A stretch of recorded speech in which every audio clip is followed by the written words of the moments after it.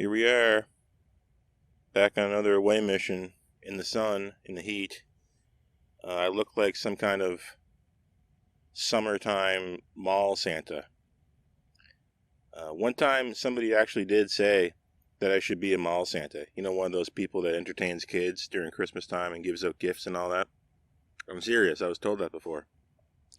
And they said I'd look good, but I'm too mean to be Santa. I'd scare kids.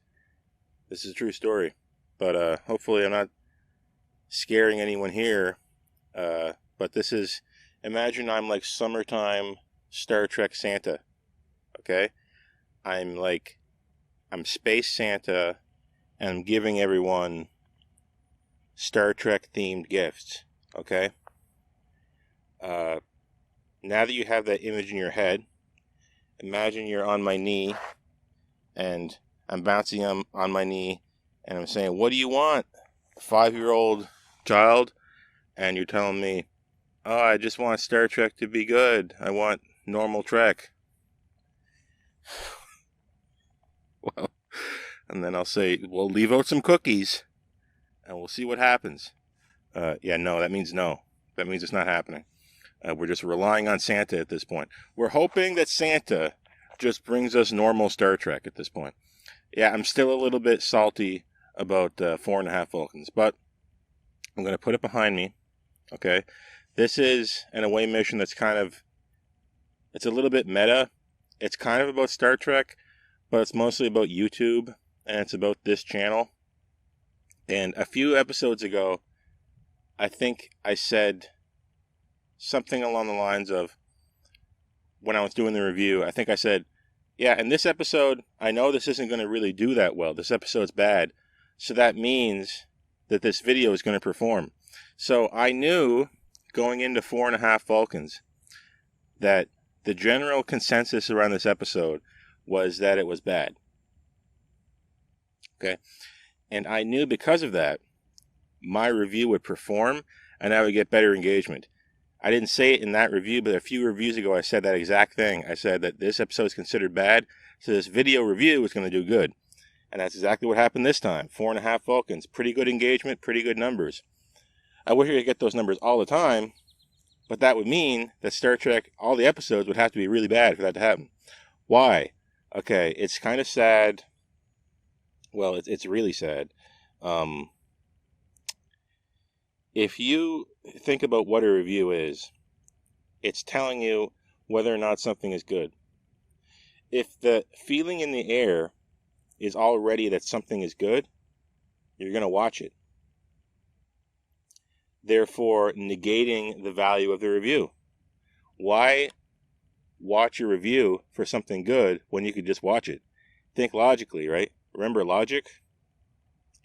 So therefore, the reality on the ground is that bad reviews for things that are bad, perform.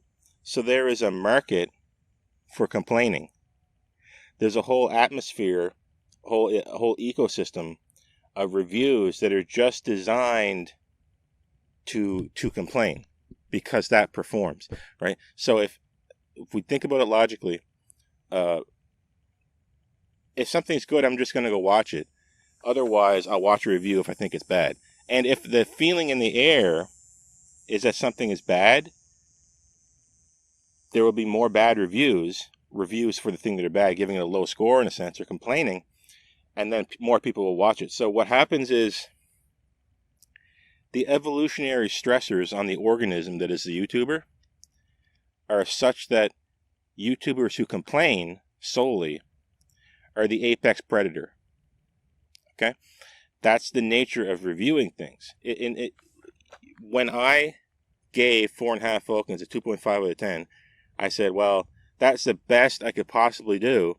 And I knew that the video was going to perform. So we're back in the heyday of Picard Season 2, when my videos were performing very well because Star Trek was very bad at that time. And I just got to press low power mode here. Dink. Hopefully that didn't mess up the video. It's very odd. So if we extrapolate this into the future, I wouldn't be surprised if you can't find a single positive review of anything on YouTube? Why would you find a positive review ever? Explain to me why it would exist. Because no one's going to watch it. They're going to go play it or watch the source thing that you're reviewing. Right? Why would they bother? So therefore, all content can either be a negative review or something that is completely innocuous. That's not a review. Like this video, for example. And I think there's going to be a market for this type of video. The point and shoot, talking about something into a camera. It's very old YouTube. Another meta point of this video is that I'm very, very tired of things that are overproduced. I don't know why. It's starting to bother me. It's necessarily when you are favoring the algorithm, things converge to a point where a well-produced video necessarily is the same as another well-produced video, because it's only ever going to converge on one thing. We know what we want, and when everything looks like what we want, we don't want it anymore because it's so boring. And I think that's going to happen. We're going to have an inflection point, if we didn't already have that, where now the best videos are going to be ones where the thumbnail has nothing done to it. The thumbnail is essentially the frame you're seeing here, and the video is just going to be someone talking into a camera, and that's it. And people are, I think people want that. So how does this relate to Star Trek exactly? Well, a positive Star Trek review is pointless. And a really, really highly well produced Star Trek video is pointless.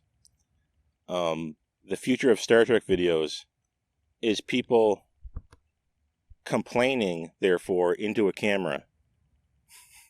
like this is 2008 or something. And is that a good thing or a bad thing? I don't know.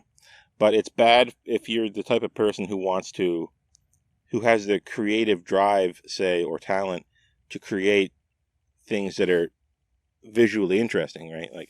But and it's bad for people who really, really don't want to just complain. Because when I reviewed 4.5 Vulcans, I felt like sick to my stomach after I did. I felt so bad. It took like a good episode of Star Trek. Like bing bang boom, I'll have the episode watched, sleep, watch again, and then record the review, edit it down, and then render it and upload it and everything. I'll be able to do that in like the whole rendering and editing thing. I'll be able to do that in like 4 to 5 hours if I'm not interrupted. It took me like twice or 3 times as long to do that for 4.5 Vulcans because I was so distraught. I felt so bad. I kept stopping and taking a break and going back to it and quitting and dipping out and going back to it. And I don't really get off on the whole complaining thing is the problem. But yet that's what performs. So if I don't have anything that performs, the video is in a sense does not exist. If a tree falls in the forest and no one's around to hear it, does it make a sound? Right? If a video review is positive about something, or extremely fair and objective, say, I could only hope to be those things, does the video truly exist? If the video is positive, does it exist? If no one saw it, does it exist? It's an interesting conundrum. So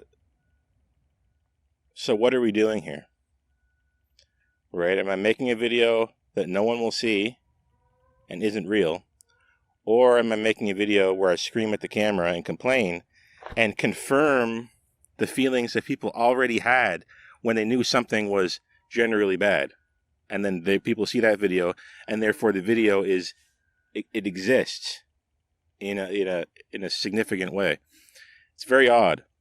Like I said, this is going to be a very meta video, and I didn't want it to really be about 4.5 Vulcans, but it kind of maybe is. And I hope that people can understand that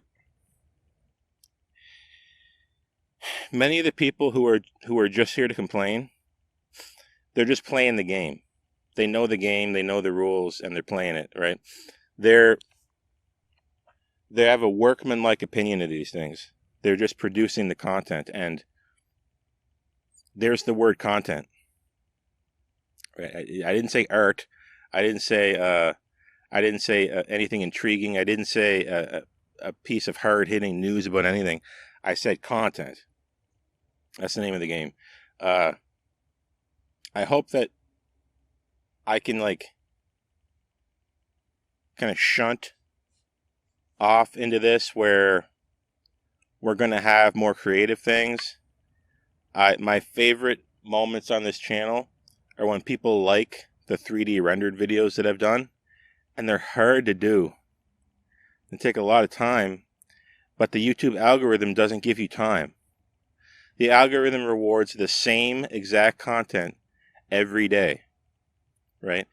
Content that A, is feeding you back the ideas you already had, and B, is there every single day and is easy to watch and you can just kind of leave on, right? That's YouTube now, but the future could be this. The point and shoot lo-fi video, maybe. I don't know. I'm seeing them get popular, but on a larger note,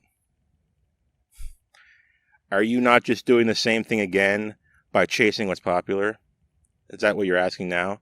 Are you just doing the same thing again? If everybody converged on the idea of this extremely overproduced, annoying video that comes out every day because it was popular, are you not doing it again by chasing the opposite? The only solution is to do exactly what you feel in the moment. The only thing you can do for anything is to act perfectly in the moment based on instinct, like an animal. Just pounce. I had an idea and I pounced, and I did it. That's your away mission for today. A little meta and a little bit about Star Trek. And I'm Lieutenant Mark, and I'm going to see you when next time I see you, of course. Goodbye.